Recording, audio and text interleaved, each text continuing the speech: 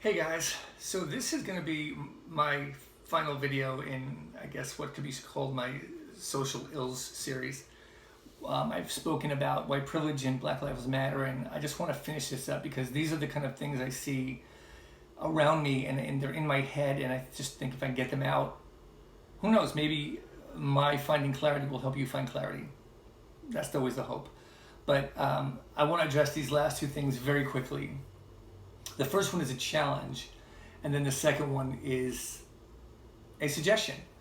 The first one is a challenge because there's a lot of people out there who still think that COVID is some sort of democratic hoax or Chinese lab-created weapon or something that's just no more deadly than the flu, none of which are true.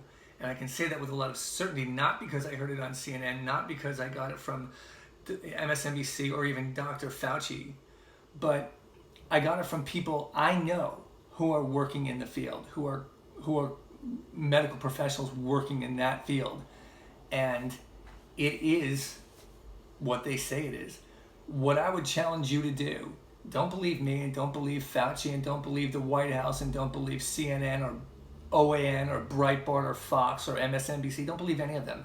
Go find two people that you know personally, not friend of a friend that you heard, that you know personally, and you talk to them about what they see while they're treating COVID patients. And then you get back to me and let me know what you think, because I think you'll find that it's not a myth.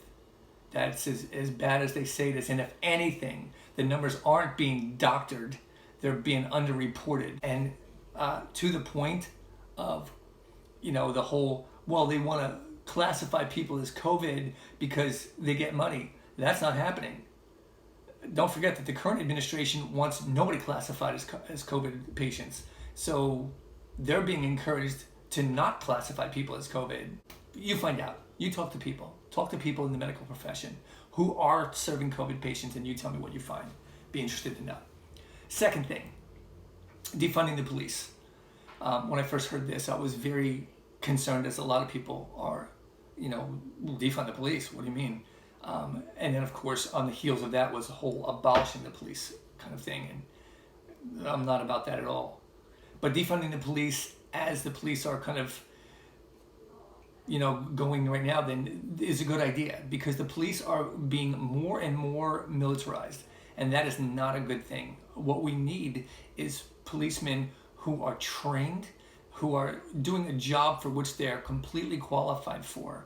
And then, if you need military grade assistance in your town, A, you have a big problem. And then B, I guess at that point, get the military. The people who are supposed to be serving and protecting your communities don't need to have a tank.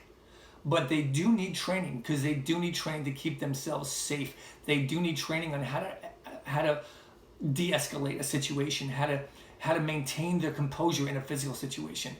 The police do a job that not only would I not want to do, but I couldn't do. And I have nothing but respect for them, so I want them to be able to come home safe every day too. And from what I've been told by a couple people I know who are law enforcement, the police are being trained like 4 hours a week, 4 hours a year. They have 4 hours of training a year, and it's probably that BS kind of training that you go through on the computer where, click, click, click, click, click. I've just gotten my feel-good, training of the year and done, and now I'm over it. And it provides them nothing. So, we need to take the funds that are going into this weaponizing the police force and turn it into something that makes them able to do their job, and then goes into the community so that the police aren't necessarily having to go into the community so much to do their job. If someone is having a drug addiction problem or domestic violence problem, yeah, the police should be there, because if it escalates, they need to be the one that either de-escalates it or handles it. But you need other people there, people that have psychological training, people that are familiar with these patterns of human behavior and know how to handle them. And that's not the police's job.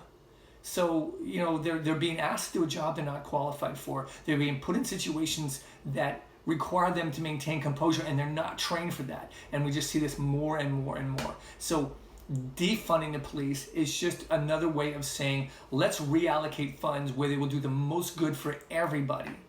And that, of course, should be done. And I think most police would agree with that.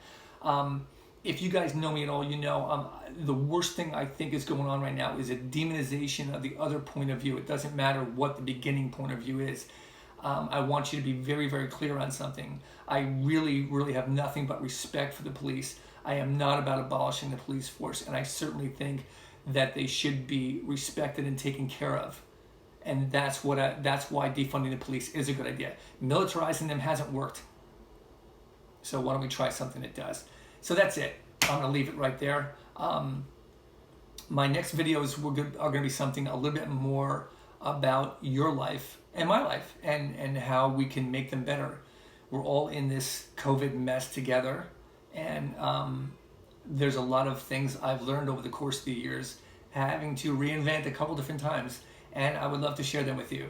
I'm also going to be looking at putting together a platform to do that that's a little bit more structured. So I hope you guys stay tuned. I hope you guys stay safe and healthy, and I will talk to you soon. Take care, bye.